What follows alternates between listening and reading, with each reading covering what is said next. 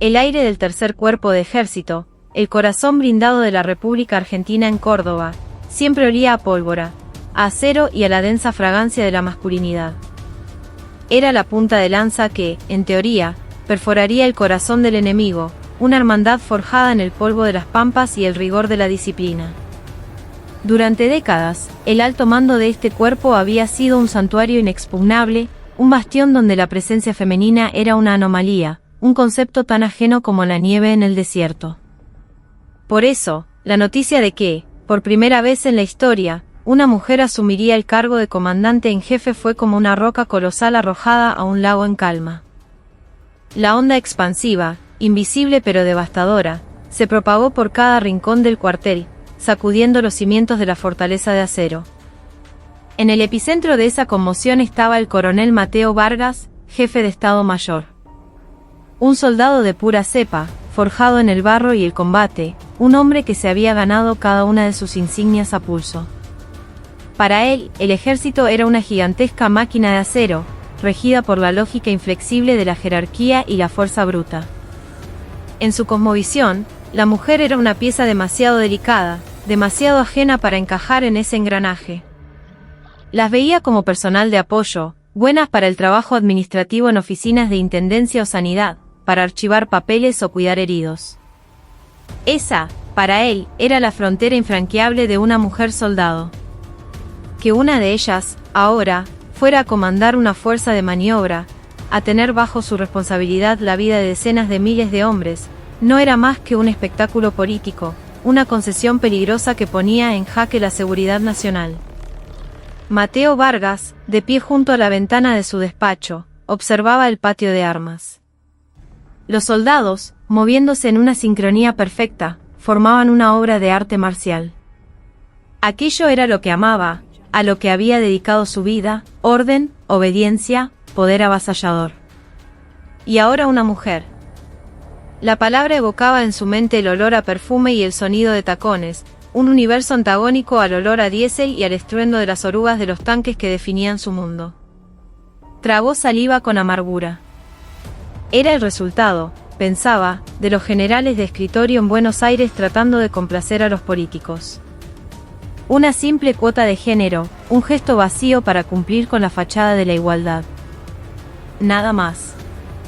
En el fondo, rogaba que la nueva comandante fuera, al menos, consciente de su propia ignorancia, que no fuera una idealista desconectada de la realidad.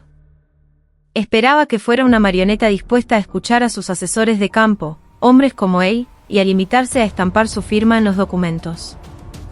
Era la única manera, según él, de que la gran máquina de acero no se desmoronara. A medida que se acercaba el día de la toma de posesión, la atmósfera en el comando se volvía más densa, más cargada de una tensión no expresada. Vargas recibió un informe de su ayudante, la nueva comandante, la general de división Isabela Rojas, deseaba hacer una visita no oficial antes de la ceremonia. Quería ver el funcionamiento real de la unidad, sin protocolos ni formalidades innecesarias. Mateo sonrió con desdén. Típico de una mujer, pensó. Una idea ingenua, como si viniera a visitar un museo, completamente ajena a la verdadera naturaleza del ejército. Ordenó fríamente a su ayudante que asignara el mínimo personal de guía y que, bajo ninguna circunstancia, se le rindieran honores excesivos. En su mente, un profundo desprecio por su superiora, a quien ni siquiera conocía, ya había echado raíces firmes. Esa tarde, agotado por una seguidilla de reuniones y papeleo, Vargas se dirigió a la sala de descanso de oficiales. Se dejó caer en un viejo sofá de cuero que crujió bajo su peso, y mientras se masajeaba el cuello entumecido, su mirada se posó en una mujer que no reconoció. Vestía de civil, un traje sastre elegante pero discreto, lejos del porte marcial de un soldado. Supuso que sería una nueva empleada civil o quizás una visitante externa tramitando algún permiso. Sin siquiera molestarse ni incorporarse, recostado perezosamente en el sofá, la llamó con un gesto arrogante de la barbilla. «Che, vos. Vení y servime un café. Estoy muerto, y que sea bien cargado». Su voz estaba impregnada de una autoridad displicente, la de alguien acostumbrado a tratar a los demás como subordinados.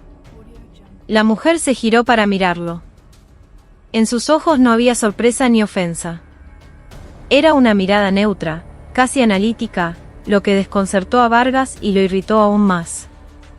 ¿Cómo se atrevía una empleada de bajo rango a mirarlo de esa manera?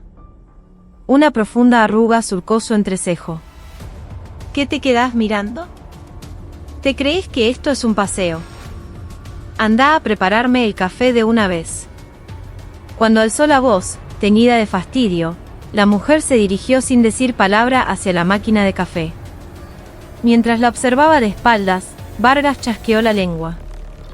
Las mujeres, pensó con desdén, aunque se pongan un uniforme, nunca dejan de ser lo que son.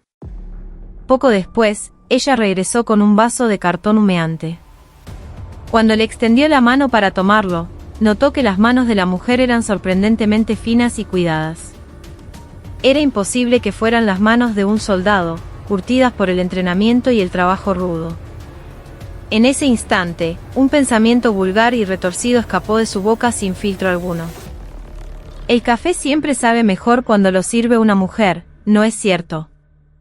Lo dijo en voz alta, intencionadamente, para que los otros oficiales presentes lo escucharan. Y justo en ese momento, ocurrió el desastre. Al pasarle el café, su mano resbaló y el líquido hirviendo se derramó directamente sobre el dorso de la mano de la mujer. Un ahogado, fue todo lo que se oyó mientras ella retiraba la mano bruscamente. Su piel blanca ya estaba enrojecida de una manera alarmante. Vargas, aunque momentáneamente sorprendido, reaccionó con una arrogancia defensiva para proteger su autoridad, antes que con preocupación o una disculpa. Pero qué torpe. Ni siquiera podés llevar un café. Andá, tráeme otro. Y esta vez, presta atención. Su tono despótico y sus palabras hirientes congelaron el ambiente de la sala. Los otros oficiales, incómodos, no sabían qué hacer, limitándose a mirar de reojo a los dos protagonistas de la escena. Fue entonces cuando la puerta de la sala se abrió de golpe. El ayudante de la nueva comandante entró corriendo, sudando profusamente. Sin mirar a nadie más, corrió hacia la mujer y, adoptando una postura impecable, ejecutó un saludo resonante. Mi general. Bienvenida. Estoy a su disposición para acompañarla. Mi general. Esas dos palabras retumbaron en la sala como una onda de choque, golpeando los tímpanos y el cerebro de todos los presentes. Mateo Vargas no podía creer lo que oía. ¿Acaso esta mujer, a la que acababa de humillar y a la que había ordenado servirle café, era la misma general de división a la que tanto despreciaba? El color desapareció de su rostro, dejándolo pálido como el papel. El tiempo pareció detenerse. Todo el ruido se desvaneció, y solo el latido frenético de su propio corazón resonaba en sus oídos. Lentamente, con el cuello rígido, levantó la vista hacia ella. La mujer, no, la general de división Isabela Rojas, simplemente observaba su mano enrojecida e hinchada con una calma imperturbable. Luego, alzó la vista y miró a Vargas directamente a los ojos. Su mirada era como un lago helado de profundidad insondable. No había ira, ni resentimiento, ni humillación. Solo una razón fría y afilada que parecía atravesarlo todo.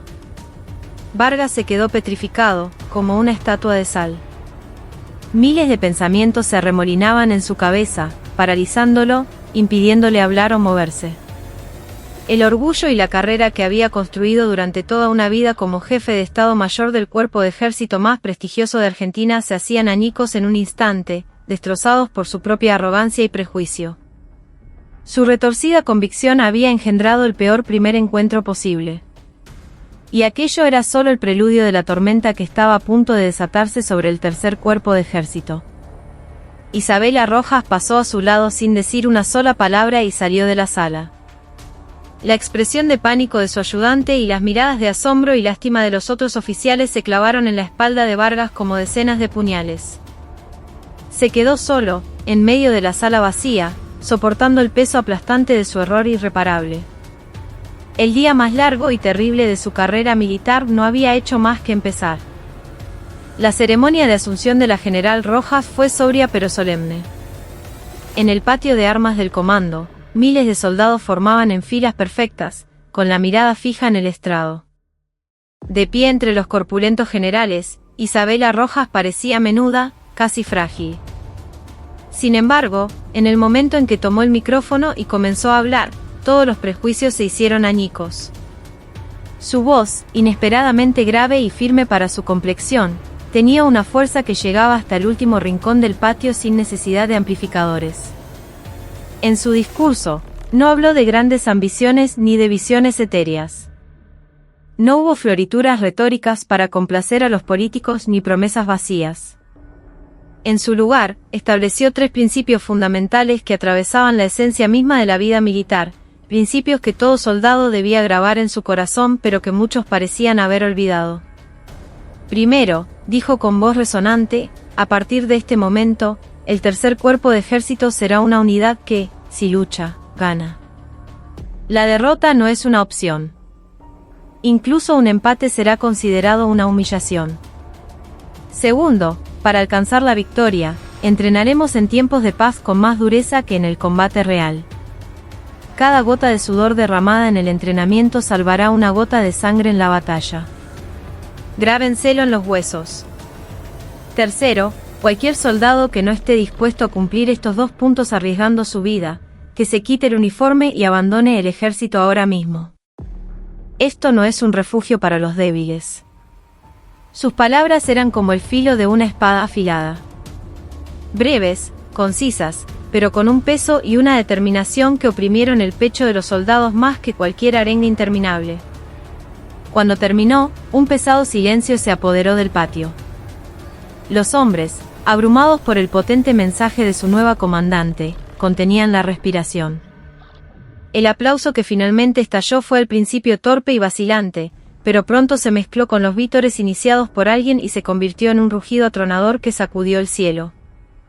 Desde la tribuna de invitados, Mateo Vargas observaba la escena con una mezcla de sentimientos. No podía negar el carisma arrollador de esa mujer, su capacidad para cautivar a la multitud. Pero el escepticismo seguía ahí. Hablar es fácil, pensaba. Un verdadero soldado demuestra su valía con acciones, con resultados. El tiempo diría si su declaración era la expresión de una voluntad real o simplemente un castillo de palabras huecas.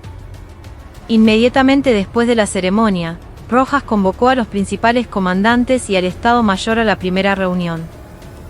Al entrar en la sala de conferencias, omitió los saludos y fue directamente al grano. Señaló una pila de carpetas que contenían los planes operativos existentes del cuerpo. Todos estos documentos, anunció, a partir de hoy, quedan descartados. Una bomba había estallado en la sala. Los oficiales se miraron unos a otros, estupefactos. Estaba desechando, en su primer día, el trabajo de décadas, el sudor y la sangre de innumerables expertos militares que habían forjado la columna vertebral del cuerpo. El coronel Ricardo Morales, jefe de operaciones, se atrevió a hablar. Su voz era cautelosa pero cargada de una evidente desaprobación. Mi general, le pido que reconsidere. Esos planes son el activo más valioso de este cuerpo, verificados a través de décadas de datos y simulaciones. Descartarlos sin una alternativa sólida es una idea extremadamente peligrosa. Morales, junto con Vargas, era uno de los pilares de la vieja guardia conservadora dentro del cuerpo. Sus palabras eran una clara muestra de resistencia a la decisión autoritaria de la nueva comandante. Isabela Rojas lo miró fijamente por un momento. Su mirada era fría y penetrante como un punzón de hielo. Coronel Morales, esa verificación de la que habla se hizo sobre un escritorio, con mapas y papeles. La guerra no es un juego de simulación. El enemigo nunca se moverá según el guión que hemos escrito. Los planes existentes, en una palabra, son planes de cobardes. Esperar a que el enemigo ataque primero para, después de recibir un golpe, contraatacar a regañadientes, así jamás se gana una guerra. Se levantó y caminó hacia el enorme mapa operativo que cubría una de las paredes. Sin dudarlo, tomó un marcador rojo y comenzó a trazar nuevas líneas audaces sobre el territorio. A partir de ahora, abandonamos el escudo y empuñamos la lanza. El nombre del nuevo concepto operativo es defensa ofensiva. En cuanto se detecte el más mínimo indicio de una provocación enemiga, atacaremos primero, sin un ápice de vacilación, directamente a su centro de gravedad para paralizar simultáneamente su voluntad y su capacidad de lucha. Demostraremos en el campo de batalla ese viejo adagio de que la mejor defensa es un buen ataque. Los comandantes en la sala estaban atónitos. Aquello no era una simple innovación, era una revolución que ponía patas arriba la doctrina militar convencional. Algunos admiraron su audacia, otros, en silencio, se burlaron de su aparente imprudencia. Mateo Vargas observaba cada uno de sus movimientos con el rostro impasible. Su mente trabajaba a una velocidad vertiginosa.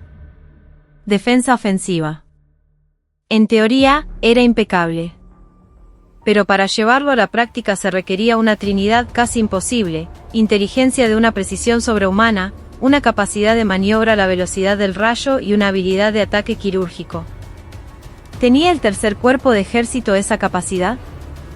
Y, más importante aún, ¿tenía esa joven comandante la habilidad para controlar y dirigir todo eso? Rojas apartó la vista del mapa y recorrió lentamente los rostros de los oficiales sentados en la sala. Finalmente, su mirada se detuvo en Mateo Vargas. Esta misión crucial, la elaboración y preparación del nuevo plan de defensa ofensiva, será supervisada por el segundo al mando del cuerpo, el jefe de Estado Mayor, Coronel Mateo Vargas. Todas las miradas se volvieron hacia él. No era una simple asignación de tareas. Era una prueba.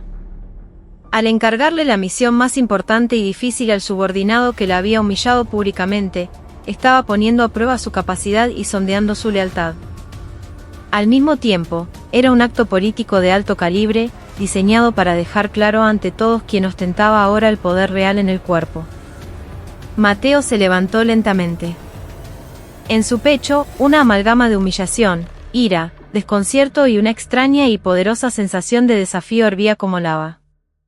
Miró directamente a la general Rojas y, reprimiendo todas sus emociones, respondió con una voz grave y firme. «A la orden, mi general». Al oír su respuesta, una sonrisa casi imperceptible se dibujó en los labios de Isabela. Ella ya lo sabía. Mateo Vargas no era un simple reaccionario o un machista. Era un estratega brillante, un soldado con un ego y un sentido del honor tan grandes como su habilidad. Y ella acababa de atacar directamente ese orgullo, con la intención de desatar todo su potencial latente, llevándolo hasta el límite. En medio de la tensión invisible entre ambos, se estaba levantando el telón de una apuesta colosal que decidiría el destino del tercer cuerpo de ejército. Desde ese día, el despacho de Mateo Vargas se convirtió en un puesto de mando de campaña. Durante días, se olvidó del día y de la noche, sumergiéndose por completo en la creación del nuevo plan operativo. Dormía a ratos en un catre, y sus comidas consistían en raciones de combate. Su escritorio y las paredes de la sala de reuniones se cubrieron de mapas, datos e informes de análisis. Defensa ofensiva. Aquel concepto desconocido que Rojas había lanzado se había infiltrado en su cerebro como un virus, sacudiendo los cimientos del conocimiento y la experiencia militar que había acumulado durante toda su vida. Al principio, lo consideró imposible, una teoría de escritorio de alguien que no conocía la realidad del terreno. Pero a medida que profundizaba en la investigación y realizaba simulaciones, empezó a convencerse de que no era un sueño vano. Con una preparación exhaustiva y un entrenamiento que desafiara la imaginación, podría ser un objetivo alcanzable.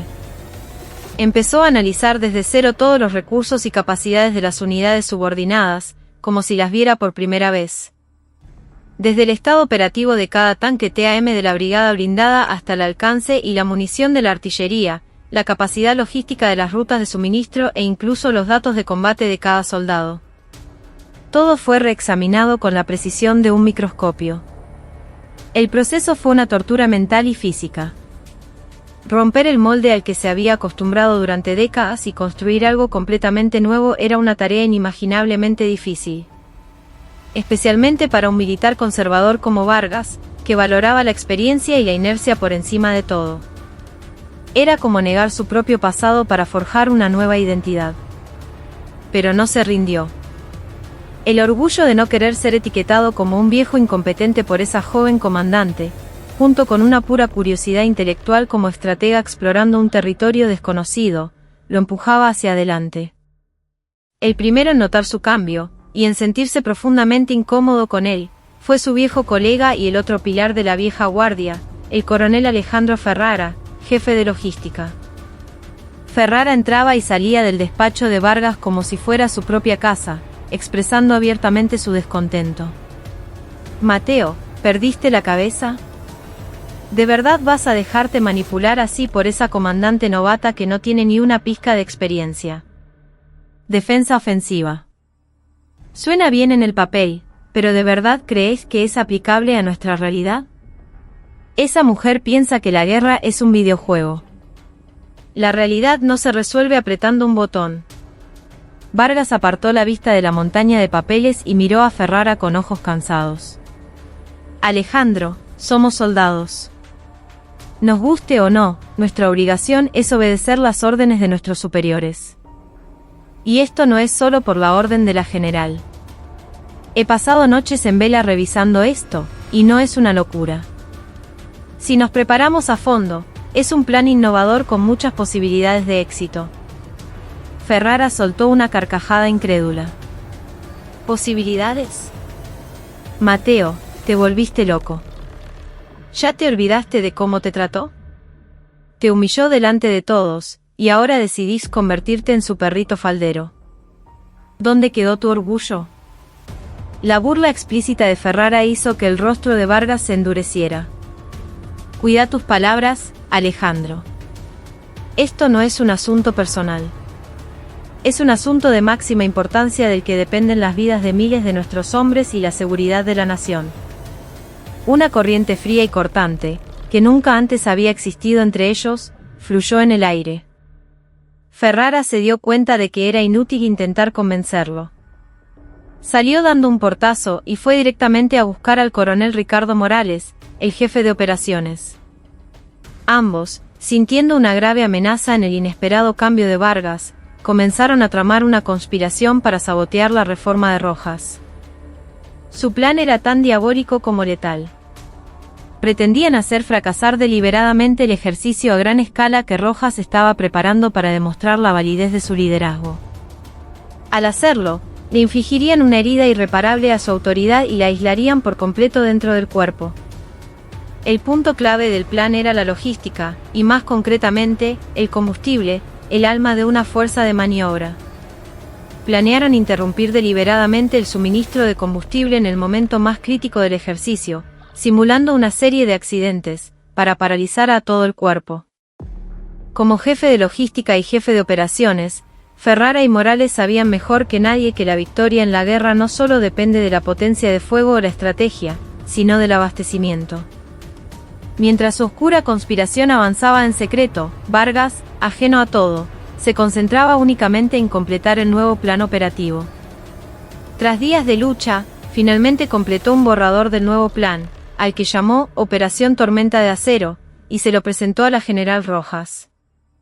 Ella revisó su informe meticulosamente, sin saltarse una sola página.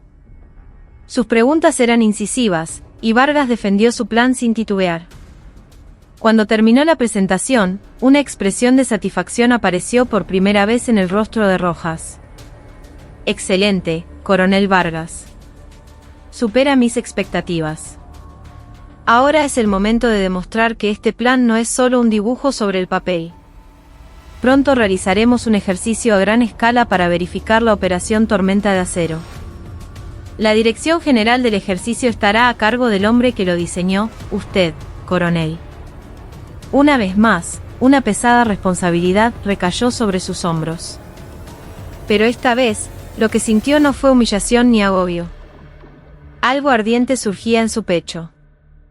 Era el anhelo puro e intenso de un soldado, dirigir personalmente el plan que había creado con su propia sangre y sudor, y llevarlo al éxito. Mirándose a la general Rojas, ejecutó el saludo más enérgico y marcial de toda su carrera. Cumpliré la misión con el máximo de mis capacidades, mi general. La gigantesca máquina de acero del tercer cuerpo de ejército estaba a punto de ser puesta a prueba. Llevarían el liderazgo innovador de Rojas y la meticulosa planificación de Vargas al cuerpo hacia la victoria. O serían saboteados por el enemigo interno que crecía como un cáncer en la sombra. Una tormenta de proporciones desconocidas comenzaba a tomar forma en el horizonte. El preludio de la operación Tormenta de Acero había comenzado.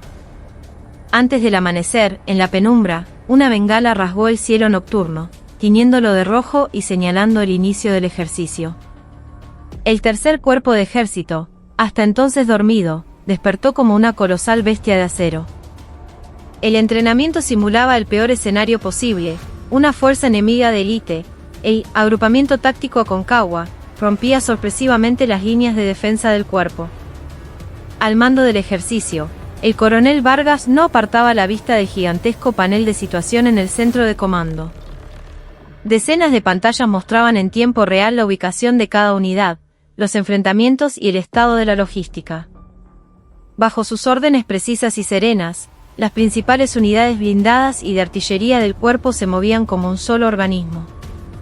Los tanques TAM rugían mientras establecían rápidamente posiciones defensivas, y los obuses autopropulsados ITER de 155 milímetros lanzaban proyectiles precisos sobre el enemigo a decenas de kilómetros de distancia. La fase inicial del ejercicio se desarrollaba sin contratiempos, siguiendo al pie de la letra el plan que Vargas había elaborado durante incontables noches de insomnio. Un ambiente de optimismo comenzó a flotar en el centro de comando. El propio Vargas sentía una creciente satisfacción al ver que su plan funcionaba a la perfección. Pero los dioses de la guerra nunca permiten el optimismo. Cuando el ejercicio superó su ecuador y entró en la fase más crítica, una fisura apareció donde menos se esperaba. La primera brigada blindada, encargada de una misión clave para atraer al grueso de las fuerzas enemigas a una trampa y aniquilarlas, se detuvo en seco.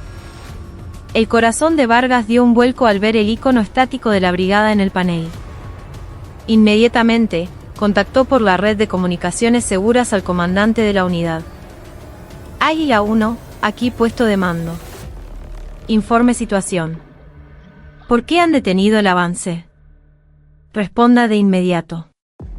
La voz del comandante al otro lado del comunicador temblaba de pánico y urgencia. Puesto de mando, aquí Águila 1. Mis disculpas, mi coronel. Tengo que informar que la mayoría de nuestros tanques y vehículos blindados están sin combustible. Hemos agotado incluso los tanques de reserva. No podemos movernos ni un metro más. El mundo de Vargas pareció desvanecerse. Falta de combustible. Era imposible, algo que simplemente no podía ocurrir. Antes de iniciar el ejercicio, había verificado personalmente, una y otra vez, las reservas de suministros clave como el combustible y la munición. Todas las unidades tenían suficiente para toda la duración del entrenamiento, e incluso se había almacenado una reserva de emergencia. Esto no era un simple error de cálculo. Instintivamente, olió el hedor de una conspiración. Contactó de inmediato al coronel Ferrara, el jefe de logística, por el canal de emergencia. Ferrara, ¿qué demonios está pasando? La primera brigada está inmovilizada por falta de combustible. Envíen las reservas de emergencia a la primera línea ahora mismo. Cada segundo cuenta. La voz de Ferrara al otro lado sonaba extrañamente calmada, casi serena, como si hubiera estado esperando esta situación. Mi coronel, ocurrió una desgracia. Lamento informarle. Acabo de recibir un reporte de que varios camiones cisterna que transportaban el combustible de emergencia sufrieron un accidente en cadena en una ruta de montaña. La ruta está completamente bloqueada. Será imposible suministrar combustible por ahora. Llevará un tiempo considerable despejar la zona y encontrar una ruta alternativa. En ese instante, todas las piezas del rompecabezas encajaron para Vargas. No era un accidente. Era un sabotaje deliberado, un acto de traición planeado meticulosamente para hacer fracasar el ejercicio.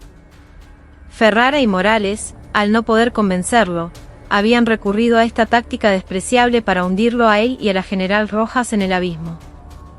Una furia ardiente recorrió sus venas. Pero no era momento para la ira. La primera brigada estaba completamente aislada en lo profundo del territorio enemigo, sin combustible. Si no hacían algo, serían aniquilados por el contraataque del enemigo. Aunque fuera un ejercicio, el honor y el prestigio del cuerpo estaban en juego. La atmósfera optimista en el centro de comando se evaporó, reemplazada por una fría desesperación. Los demás oficiales, sin saber qué hacer, solo miraban a Vargas. El fracaso del ejercicio parecía un hecho. Fue entonces cuando la puerta del centro de comando se abrió silenciosamente y entró la general Isabela Rojas. Vestía uniforme de combate y llevaba todo el equipo. Sin mostrar la menor señal de pánico o agitación, habló con una voz tan fría y serena como el hielo. «Coronel, infórmeme de la situación hasta el momento, sin omitir detalles». Vargas, con un sentimiento de vergüenza y desolación, pero sin olvidar su deber como soldado, le informó con precisión sobre la desesperada situación. Mientras escuchaba, el rostro de Rojas no mostró ningún cambio. Cuando terminó el informe, ella cerró los ojos por un momento, como si estuviera pensando profundamente. Luego los abrió y dio una orden que dejó a todos en la sala incrédulos. La primera brigada establecerá inmediatamente un perímetro de defensa circular en su posición actual. Usarán toda la munición restante para atraer y fijar al enemigo. La tercera brigada blindada, a partir de este momento, abandonará su ruta de avance planificada y ejecutará una maniobra de flanqueo a máxima velocidad para golpear el costado del enemigo. El coronel Morales, el jefe de operaciones, dio un paso al frente, horrorizado. «Mi general, de ninguna manera. La tercera brigada también se quedará sin combustible pronto. Ordenar una maniobra de flanqueo ahora es enviarlos a una misión suicida». Rojas lo fulminó con una mirada gélida. Creía que no conocía sus sucios y despreciables planes. Sé exactamente dónde está escondido el combustible que el coronel Ferrara desvió simulando un accidente. Lo sé desde hace horas. Y la tercera brigada dispone de una reserva de emergencia que yo misma aseguré sin que ustedes lo supieran. Usen ese combustible inmediatamente y cumplan mi orden. Es una orden de la comandante en jefe. Cada una de sus palabras fue como un trueno. Los rostros de Morales y Ferrara se volvieron blancos como las calorías. Todo había estado bajo su control. Ella había previsto su conspiración desde el principio. No, había ido un paso más allá, había usado su plan en su contra, tendiéndoles una trampa aún mayor. La primera brigada aislada no era un símbolo de derrota, sino el cebo más poderoso para atraer al enemigo. Y el verdadero golpe de gracia era el combustible secreto y la maniobra relámpago de la tercera brigada. Siguiendo la orden implacable de Rojas, la tercera brigada se reabasteció con el combustible secreto y comenzó a moverse a una velocidad endiablada. Mientras tanto, el enemigo, creyendo erróneamente que la primera brigada estaba a punto de ser aniquilada, concentró todas sus fuerzas para el golpe final. Y fue entonces cuando ocurrió. Desde un flanco completamente inesperado, cientos de tanques y vehículos blindados surgieron de una nube de polvo, como una tormenta de acero. El sistema de mando enemigo colapsó instantáneamente ante el ataque sorpresa, y el curso de la batalla se invirtió por completo. Vargas observaba la abrumadora y asombrosa escena en las pantallas, con la boca abierta. Era una victoria perfecta, digna de un manual de estrategia, forjada por la audaz decisión de Rojas y su planificación clarividente. Sintió un escalofrío recorrerle el cuerpo. Esa era la marca de un verdadero comandante. Por primera vez, sintió una genuina y profunda admiración por Isabela Rojas. El ejercicio terminó con una victoria aplastante para el tercer cuerpo de ejército. Pero la verdadera guerra apenas estaba comenzando. Tras la abrumadora victoria en la Operación Tormenta de Acero, una pesada tensión, como la calma que precede a una tormenta, se instaló en el comando. No había ambiente de celebración. En su lugar, flotaba el aire gélido de una purga inminente. Isabela Rojas convocó a todos los altos mandos del cuerpo a una reunión de evaluación del ejercicio. Normalmente, sería una sesión para analizar los resultados y discutir las lecciones aprendidas, pero ese día, la reunión se parecía más a un consejo de guerra. Las ventanas de la gran sala de conferencias estaban cubiertas, y el aire denso y pesado dificultaba la respiración. Rojas presidió la reunión con un rostro de mármol. Después de un informe formal sobre el desarrollo del ejercicio, fue directamente al grano. Este ejercicio nos ha permitido aprender mucho, pero también ha confirmado un hecho doloroso. Dentro de nuestro cuerpo existen elementos cancerígenos que anteponen su bienestar personal al de la patria. Su voz gélida resonó en la sala, y los rostros de los coroneles Morales y Ferrara se contrajeron visiblemente. Rojas, como un juez a punto de dictar sentencia, los miró alternativamente. Coronel Alejandro Ferrara, jefe de logística. Coronel Ricardo Morales, jefe de operaciones. Den un paso al frente. A regañadientes, los dos hombres se levantaron y caminaron hacia el frente de la sala. Intentaban mantener la compostura, pero el leve temblor de sus manos los delataba. Rojas los observó por un momento y luego hizo una seña a su ayudante. En la pantalla gigante de la sala, comenzaron a proyectarse archivos. Lo primero fue una grabación de audio impactante, la voz de Ferrara ordenando al jefe de la unidad de suministro de combustible que provocara el accidente. Ante la evidencia irrefutable, el rostro de Ferrara se descompuso.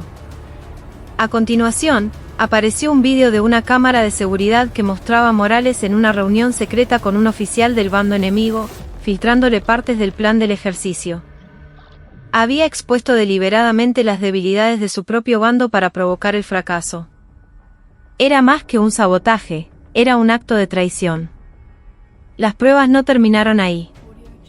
Mensajes de texto entre ambos, extractos de cuentas bancarias secretas, confesiones firmadas por subordinados que habían participado en la conspiración.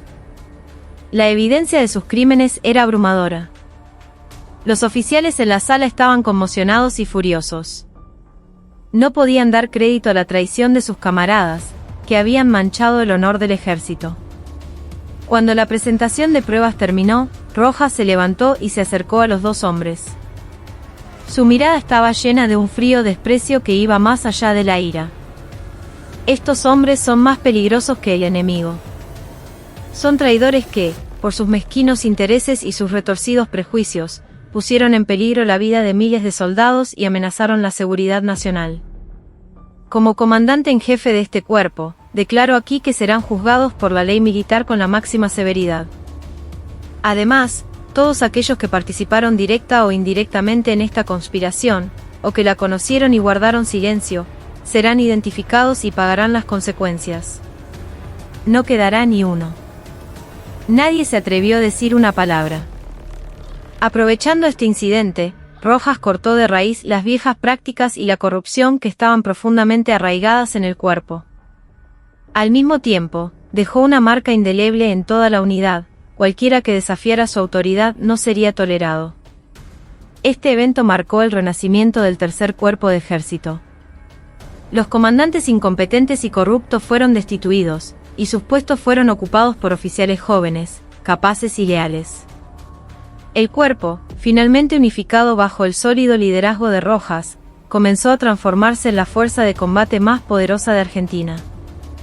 Mateo Vargas observó todo el proceso en silencio, reflexionando. Quedó profundamente impresionado por el liderazgo de Rojas, implacable con sus enemigos, pero ferozmente protectora de sus hombres. Dejó de juzgarla por su género. Se arrepintió sinceramente de su pasado y decidió convertirse en su más leal asesor y su más firme apoyo. El muro de desconfianza entre ellos se derrumbó por completo, dando paso a un profundo respeto y confianza de soldado a soldado. Pero una montaña aún más alta y peligrosa les esperaba. Si hasta ahora la lucha había sido contra el enemigo interno, ahora se avecinaba una guerra inevitable contra un enemigo real, una guerra que decidiría el destino de la nación. El estruendo de los cañones en el campo de entrenamiento se apagó, para dar paso al estruendo de la guerra real. Aquel amanecer fue inusualmente silencioso. Una calma siniestra, precursora de la tormenta. En una región remota y volátil de la Patagonia, un grupo separatista fuertemente armado, el autoproclamado Frente de Liberación Patagónico, FLP, apoyado por una potencia extranjera no identificada, lanzó un ataque sorpresa contra un puesto fronterizo del ejército. El ataque fue contenido, pero la escalada de tensión era inminente. El Estado Mayor Conjunto en Buenos Aires y el Ministerio de Defensa calificaron el incidente como una provocación de baja intensidad, una táctica habitual del FLP para ganar influencia en futuras negociaciones. Por lo tanto, la respuesta se centró en la contención para evitar una escalada. Pero en el Centro de Comando de Córdoba, Isabela Rojas, que monitoreaba la situación en tiempo real a través de imágenes satelitales, pensaba de manera muy diferente.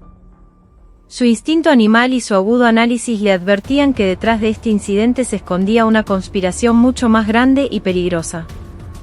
Sospechaba que el ataque era una maniobra de distracción, una táctica de manual para desviar la atención hacia el sur mientras el verdadero golpe se preparaba en otro lugar.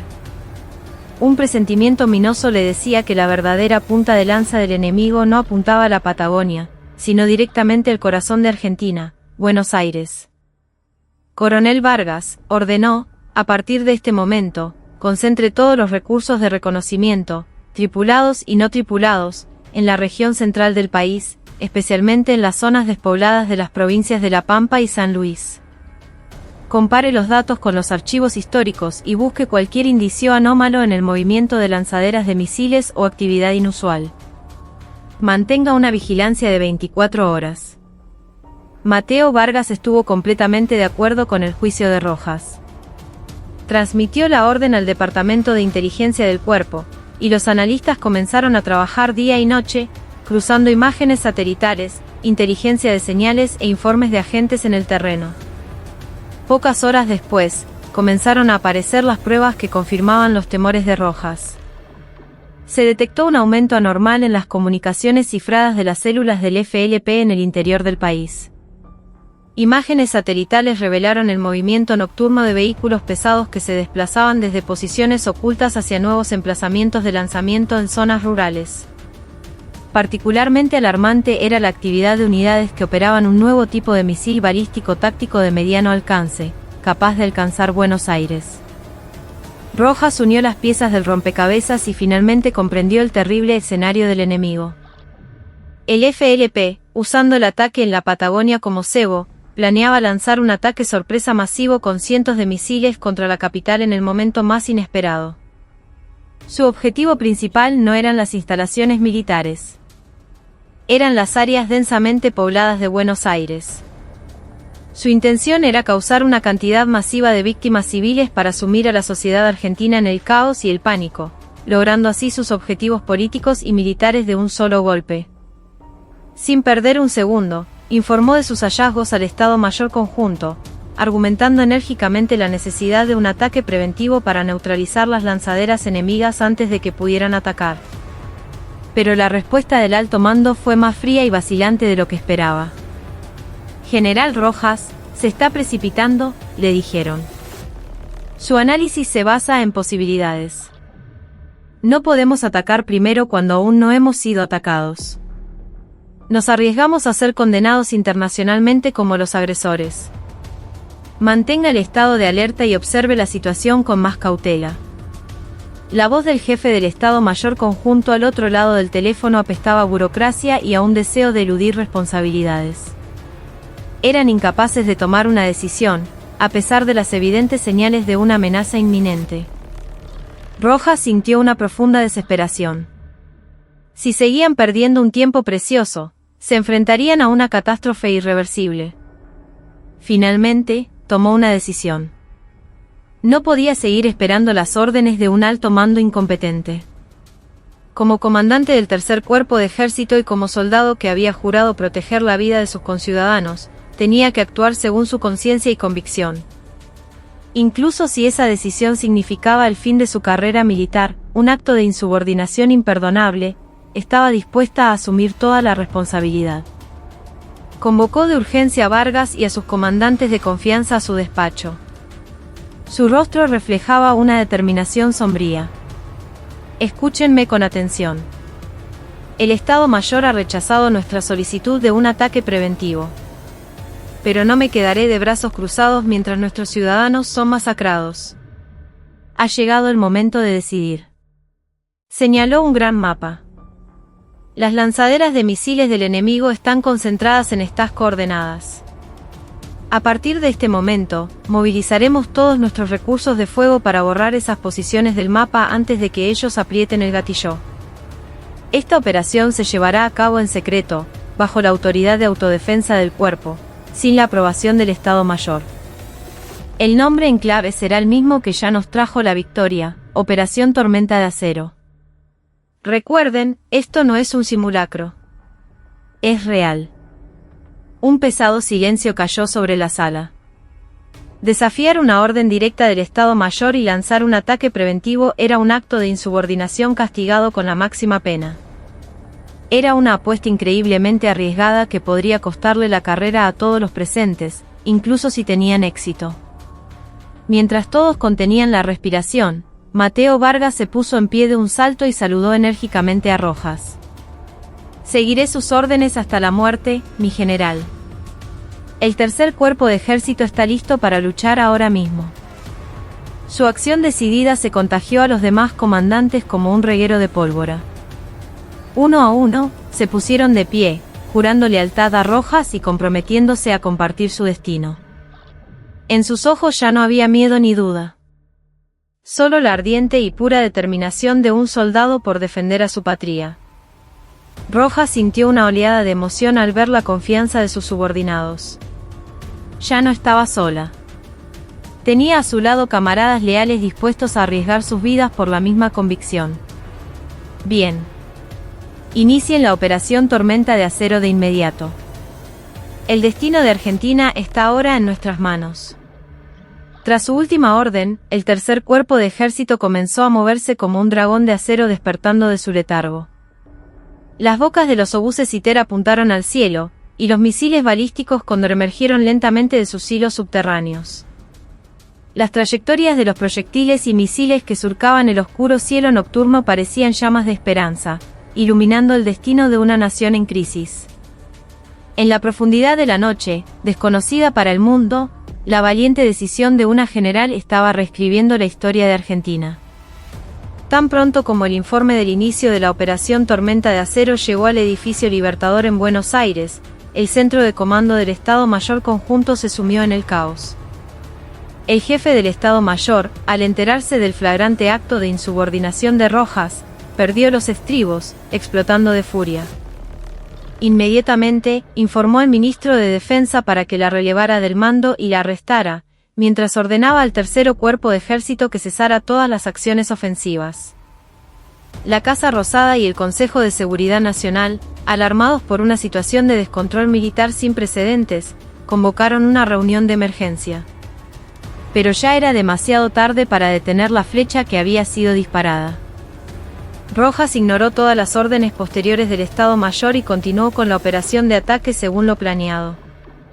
La noticia se filtró a algunos medios de comunicación, y Argentina se vio envuelta en un torbellino de confusión. Abundaban las especulaciones y los rumores sin confirmar. Algunos medios tildaron a Rojas de belicista peligrosa, dispuesta a iniciar una guerra por ambición personal. La población temblaba de miedo y ansiedad, y la bolsa de valores se desplomó. Pero en ese preciso instante, la situación en el campo de batalla dio un giro dramático e inesperado. Empezaron a llegar informes de inteligencia que indicaban que el ataque preventivo del tercer cuerpo de ejército había tenido un éxito más allá de toda imaginación. El análisis de las imágenes satelitales posteriores al ataque fue impactante. Cientos de proyectiles y misiles lanzados por el cuerpo habían aniquilado con precisión quirúrgica las lanzaderas de misiles y las bases de misiles balísticos tácticos del FLP. La revelación más asombrosa llegó después.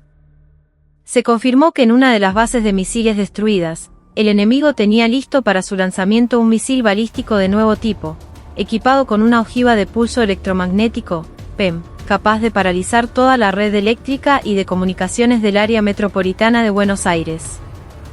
Si la decisión de Rojas se hubiera retrasado tan solo unos minutos, la detonación de esa ojiva sobre la capital, seguida por un ataque de saturación con cientos de misiles convencionales, habría convertido Buenos Aires en un infierno. La catástrofe habría sido una realidad. Cuando la existencia de la ojiva PEM y los verdaderos objetivos del enemigo salieron a la luz, la situación cambió 180 grados. Las críticas y sospechas hacia Rojas se transformaron de la noche a la mañana en admiración y elogios. Pasó de ser una general insubordinada a una heroína nacional que había salvado al país de una catástrofe segura. El Estado Mayor y el gobierno, tardíamente, reconocieron la exactitud de su juicio y retiraron todas las acusaciones.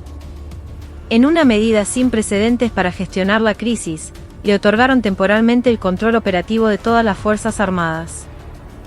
Rojas, imperturbable ante el repentino cambio de escenario, gestionó la situación con calma. Elevó el nivel de alerta de todo el ejército para prevenir nuevos ataques y, en coordinación con la comunidad internacional, comenzó a presionar al FLP y a sus patrocinadores extranjeros diplomática y militarmente. Ante su brillante gestión de la crisis y su firmeza, la voluntad de lucha del enemigo se desmoronó. Días después, el FLP cesó todas las hostilidades y solicitó un diálogo. La crisis que había llevado a la nación al borde de la guerra finalmente terminó. Una vez que todo se calmó, Mateo Vargas tuvo una reunión privada con Rojas en su despacho. Con un profundo y sincero respeto, la saludó. «Mi general, es usted admirable. Si no fuera por su valiente decisión, nuestra nación podría haber desaparecido del mapa. Usted ha salvado a este país». Rojas, con el cansancio visible en su rostro, miró por la ventana el paisaje pacífico y respondió con calma. «No lo hice sola, coronel. Fue posible gracias a usted y a todos los hombres y mujeres del tercer cuerpo de ejército que confiaron en mi decisión, aparentemente imprudente, y estuvieron dispuestos a arriesgar sus vidas y su honor. Todos juntos defendimos nuestra patria, Argentina».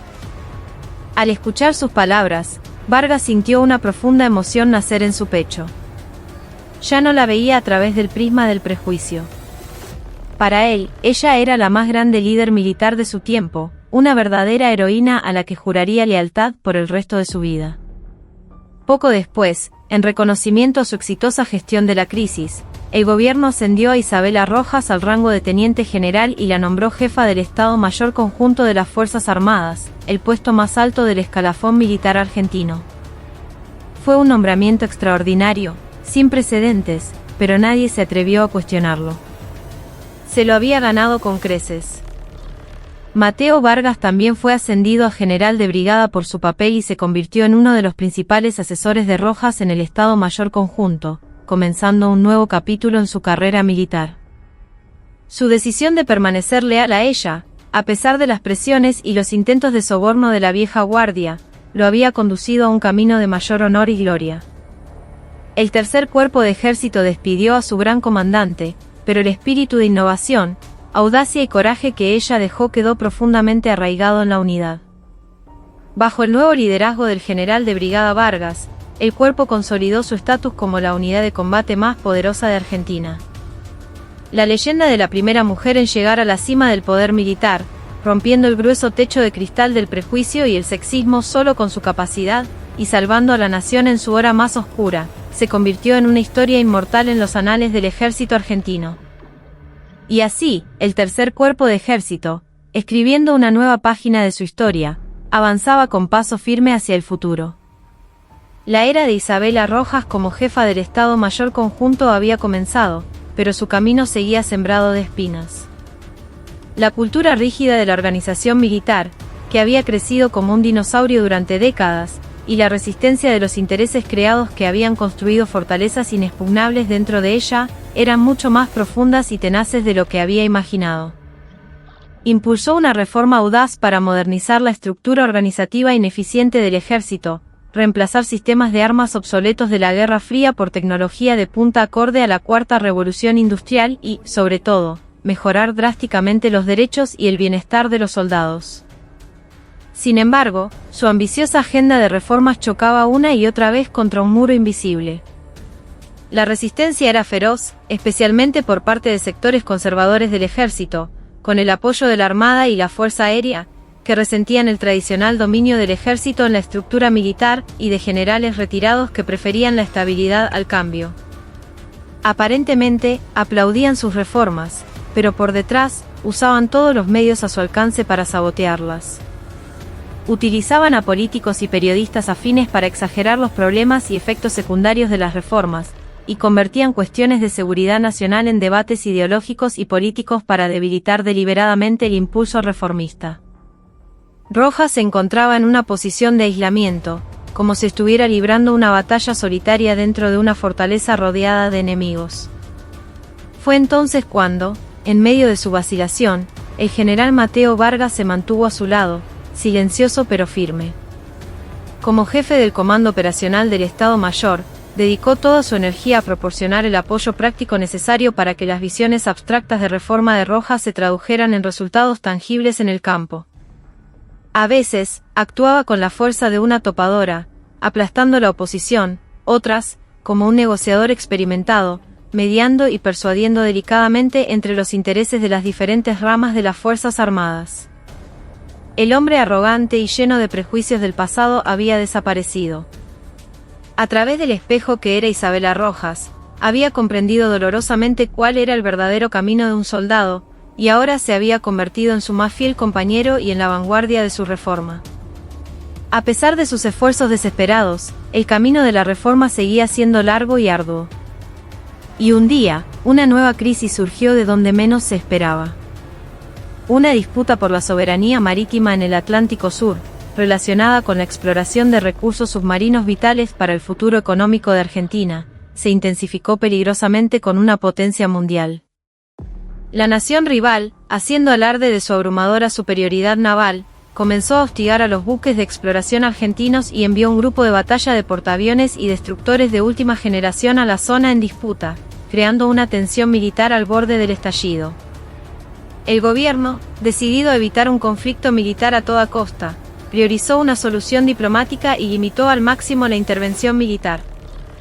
Pero la presión militar del adversario aumentaba día a día, y la situación se encaminaba hacia un punto en el que Argentina podría perder su valiosa soberanía marítima y sus futuros intereses nacionales.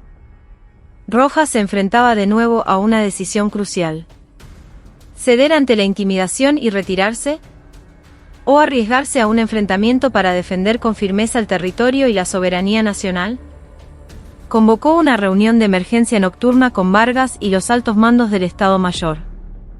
La mayoría de los comandantes, intimidados por la abrumadora superioridad naval y aérea del adversario, abogaron por la prudencia, argumentando que un enfrentamiento militar sería un acto suicida. Pero Vargas pensaba diferente.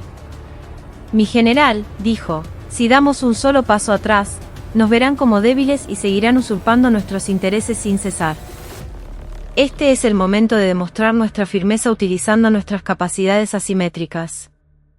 Aunque su flota sea más grande, tenemos otras cartas para sorprenderlos.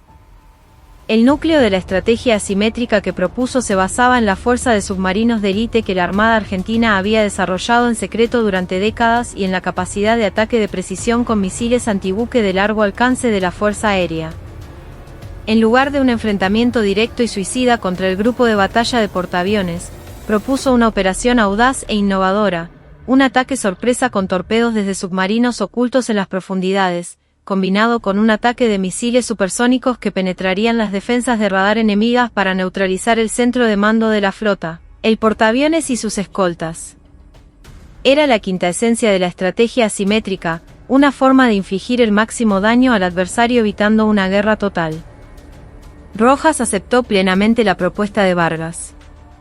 Tras una ardua negociación, logró convencer a la Casa Rosada y al gobierno para que autorizaran una operación militar limitada para proteger la soberanía nacional. Y confió el mando de esta operación secreta al militar en quien más confiaba, Mateo Vargas. General Vargas, esta operación no solo se trata de defender nuestro mar. Están en juego el futuro y el honor de Argentina. Debe tener éxito, cueste lo que cueste. Cumpliré la misión, arriesgando mi honor y el destino de la patria, mi general.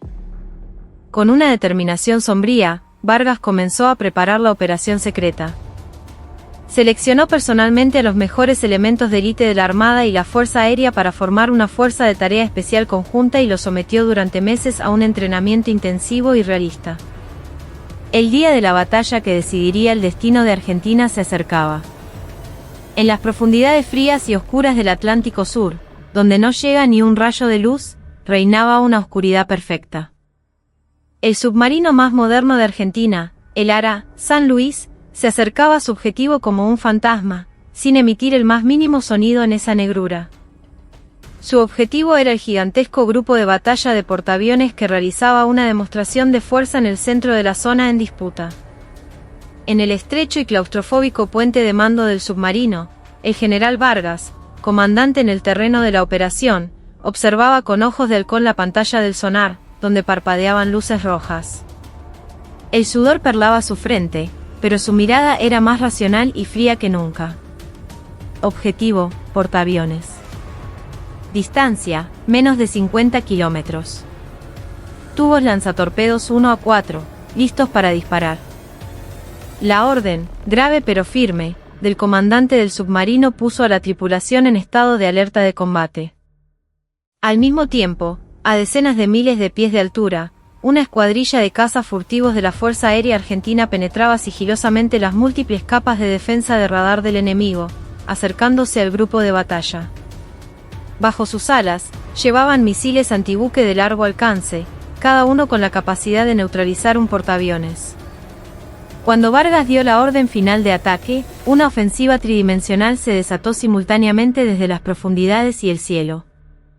Múltiples torpedos, dejando una estela de espuma blanca, se lanzaron a velocidad sónica hacia el portaaviones, mientras que, casi al mismo tiempo, los cazas furtivos dispararon sus letales misiles.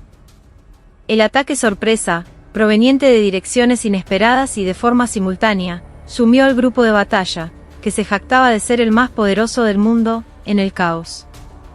Su cacareado sistema de defensa Aegis fue inútil contra las contramedidas electrónicas desarrolladas por Argentina, y los misiles y torpedos impactaron con precisión en la línea de flotación y la cubierta de vuelo del portaaviones.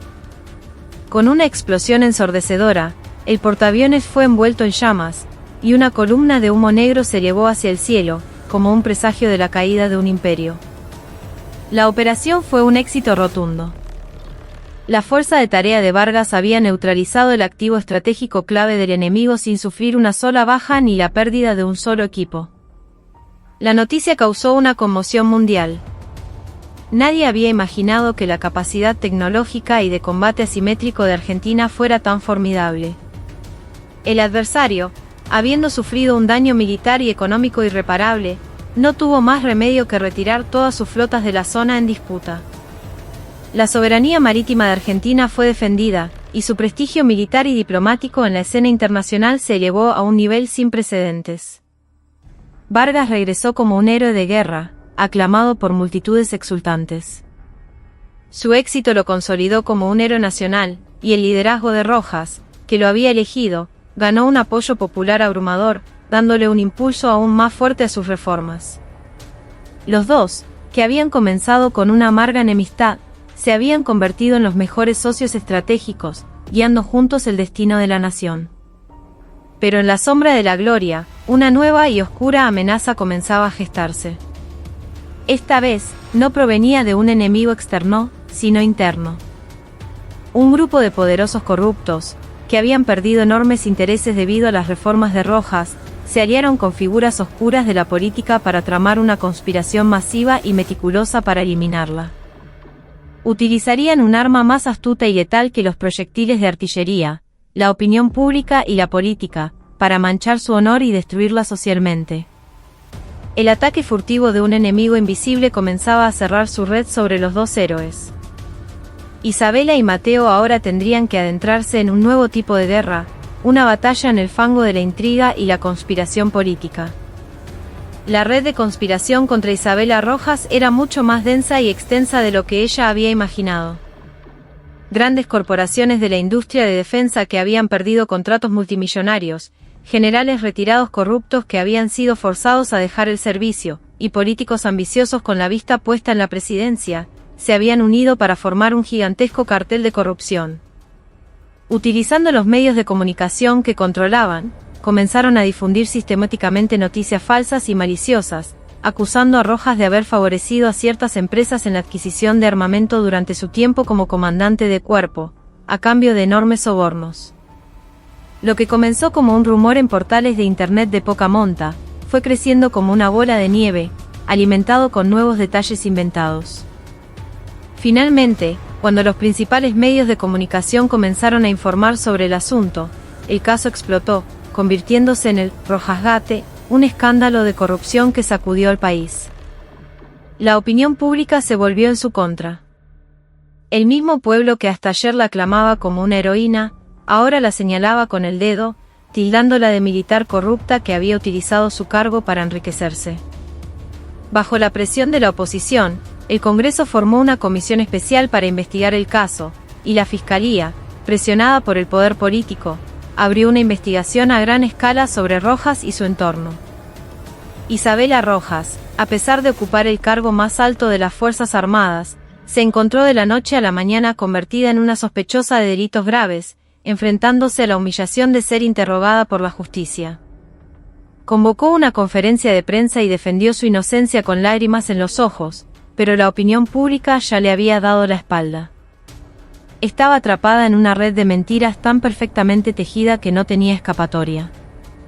El presidente, incapaz de soportar la presión política, finalmente la suspendió de todas sus funciones. Ahora, sola y sin ayuda, debía iniciar una dura batalla legal. Mateo Vargas observaba la desoladora situación con una rabia y un sentimiento de impotencia que le carcomían por dentro. Conocía la integridad y la inocencia de Rojas mejor que nadie. Pero cualquier intento precipitado de su parte solo empeoraría las cosas. Los conspiradores seguramente lo implicarían como cómplice en los supuestos delitos de Rojas para eliminarlos a ambos de un solo golpe. Tuvo que reprimir sus emociones y actuar con una lógica fría y calculadora.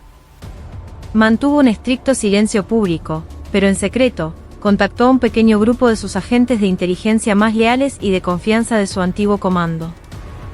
Con ellos, inició una operación clandestina para desenmascarar a los artífices de la conspiración. La investigación fue increíblemente difícil. Se enfrentaban a un cartel con tentáculos en las más altas esferas del poder.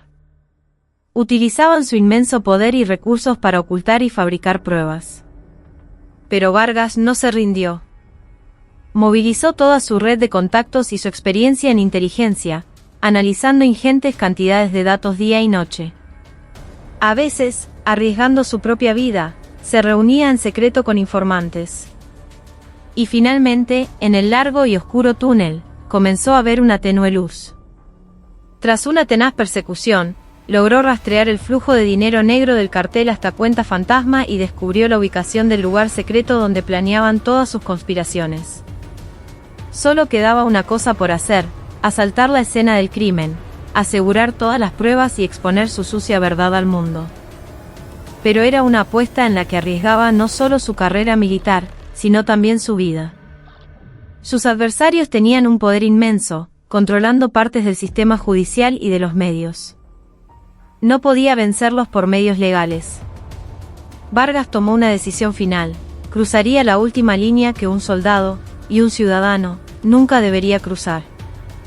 Sería un acto que violaría la ley y el orden, pero lo haría para defender una justicia mayor.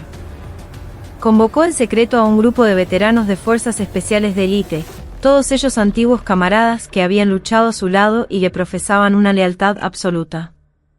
Ante ellos, expuso su plan con una determinación sombría. A partir de ahora, comenzamos una operación secreta para juzgar a los verdaderos enemigos que, aunque protegidos por la ley, están carcomiendo a nuestra patria. Esta operación no sigue la cadena de mando oficial. Es nuestra propia guerra. Si tenemos éxito, no recibiremos honor ni recompensa.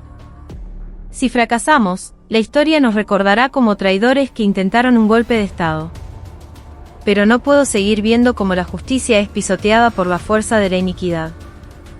Quien esté dispuesto a arriesgar su vida conmigo en este peligroso camino, que dé un paso al frente. Apenas terminó de hablar, todos los presentes dieron un paso al frente sin la menor vacilación. En sus ojos ardientes no había miedo ni duda. Estaban dispuestos a arriesgar lo que les quedaba de vida y su honor para arrojarse a la oscuridad junto al comandante al que más respetaban.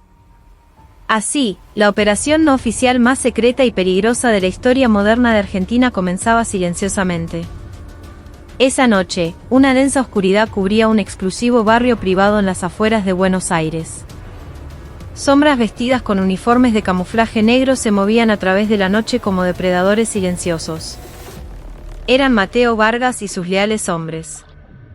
Su objetivo era una lujosa mansión donde los cabecillas del cartel de corrupción celebraban su victoria con una fiesta secreta. Allí, entre brindis y risas, estaban ultimando los detalles para destruir por completo la reputación de Rojas y revertir todas sus reformas. El equipo de Vargas, utilizando tecnología de punta, desactivó en segundos el complejo sistema de seguridad de la mansión. Neutralizaron sigilosamente a los guardias privados y penetraron en el interior. La opulenta fiesta se convirtió en un caos. Los gritos de pánico reemplazaron las risas y la música.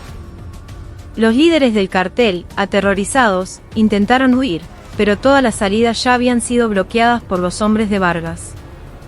Mateo entró con paso firme en el centro del salón.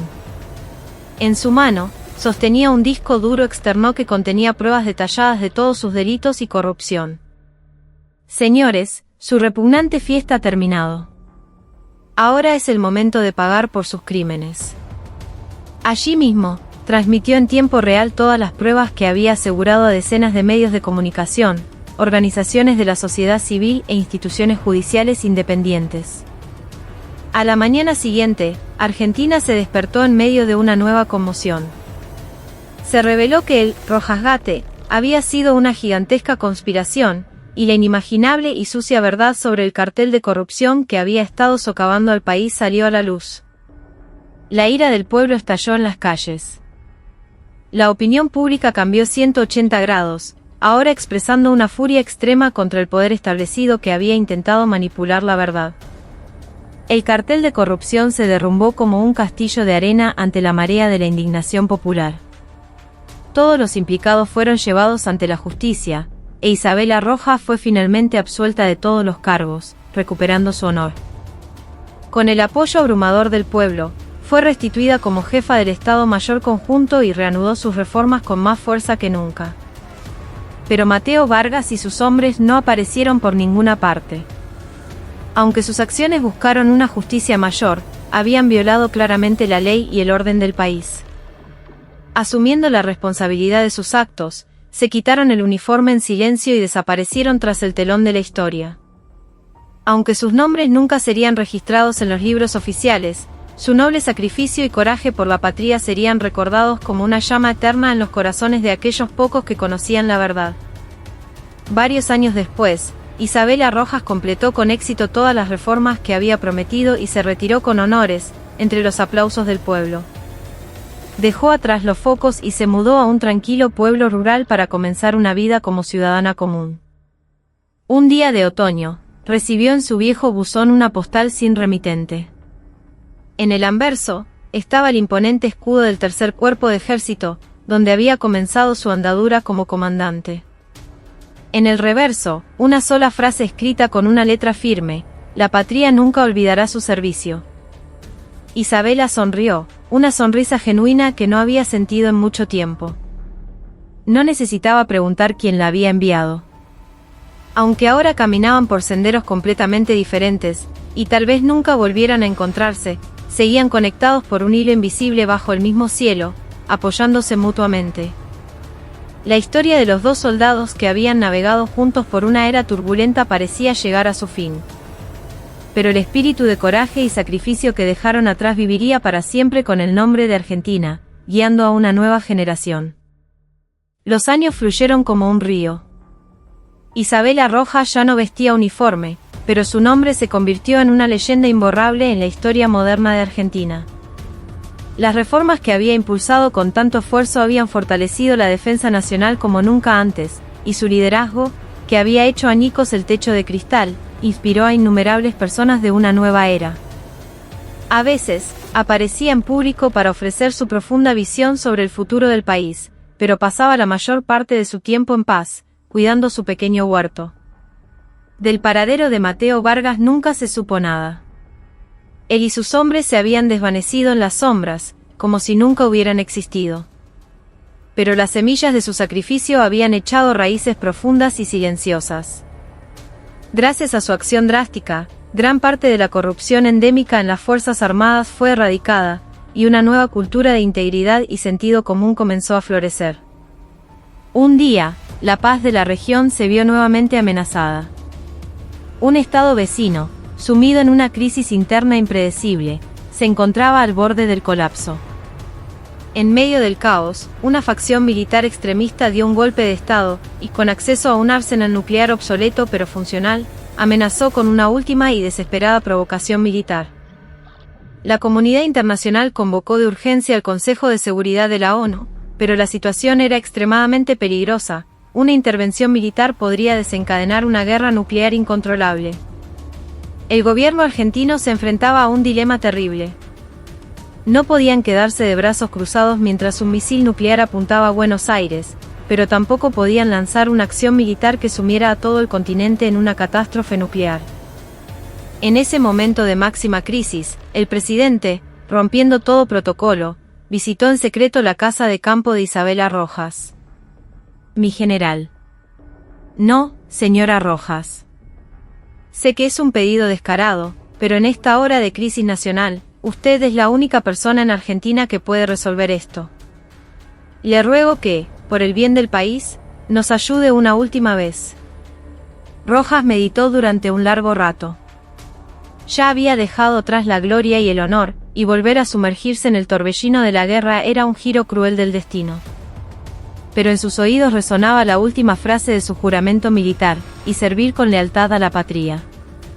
No pudo ignorar la última llamada de su país. Decidió ofrecer un último servicio.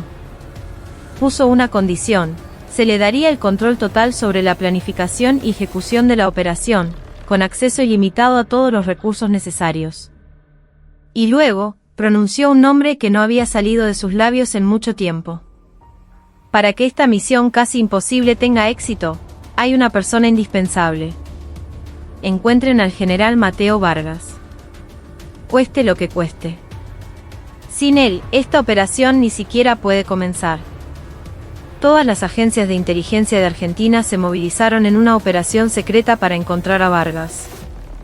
Pero él había borrado su existencia de todos los registros oficiales. Encontrar su rastro era como buscar un grano de arena específico en un desierto. El tiempo corría, y la amenaza nuclear se acercaba. Justo cuando toda esperanza parecía perdida, un mensaje anónimo llegó al correo electrónico cifrado de Rojas.